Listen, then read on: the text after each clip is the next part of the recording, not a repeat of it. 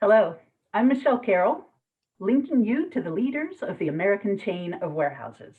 We're talking today with the president of the nationwide network of warehousing service providers, Paul Delp, who is also president of Lansdale Warehouse in Pennsylvania. Welcome, Paul Delp.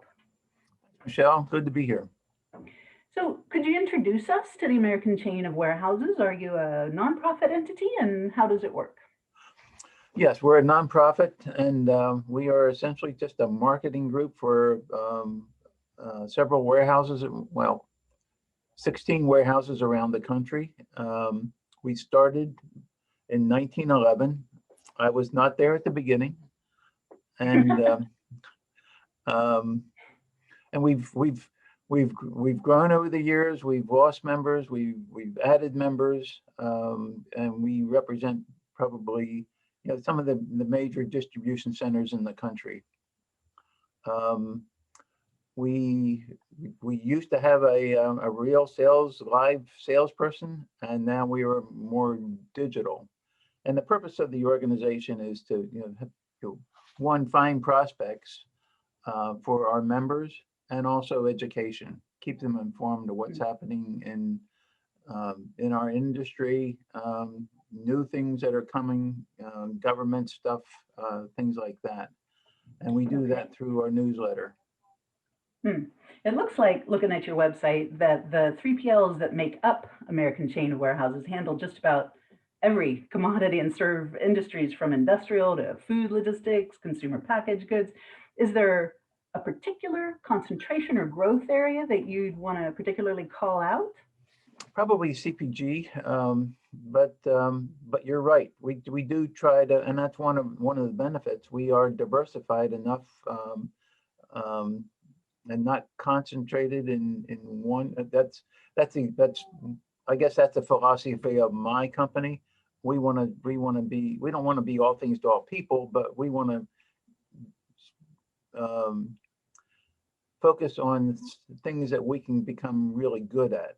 Um, and that's the advantage of regional warehouses, family owned, and very responsive. Actually, I wanted to, so your company is Lansdale Warehouse there in Pennsylvania, and you mentioned family owned, which I hear of as a big benefit. Can you just kind of walk us through how does that translate to benefit for your customer or your customer's business? We like to think that we're more responsive, and I have a perfect example. Last Friday, we had a shipment that had to go. Our customer said, this has to go. The truck didn't show up. We called it. It was a huge. Everybody would know the name of national logistics company. Um, the person that arranged the shipment went home. There was nobody else. Um, but we waited, and 3 hours later, the guy finally showed up.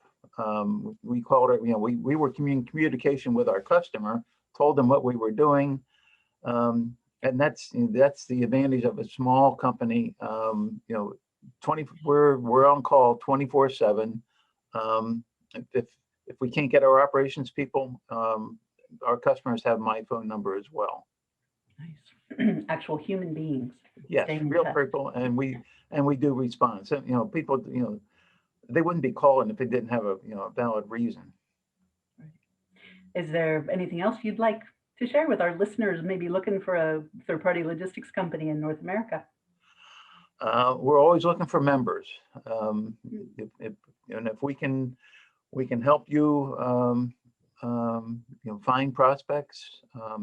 Most of us, we see each other on a fairly regular basis. Well, we used to see each other. The pandemic sort of slowed that up, but we tend to belong to the same organizations: the International Warehouse Logistics Association, Warehouse Education and Research Council, and CSCMP, Council of Supply Chain Management Professionals.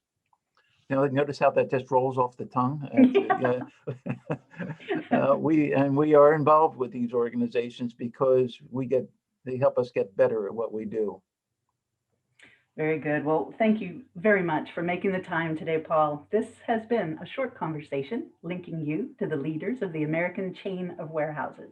You can click the links coming next to contact the companies or the organization directly. Thanks. Thanks.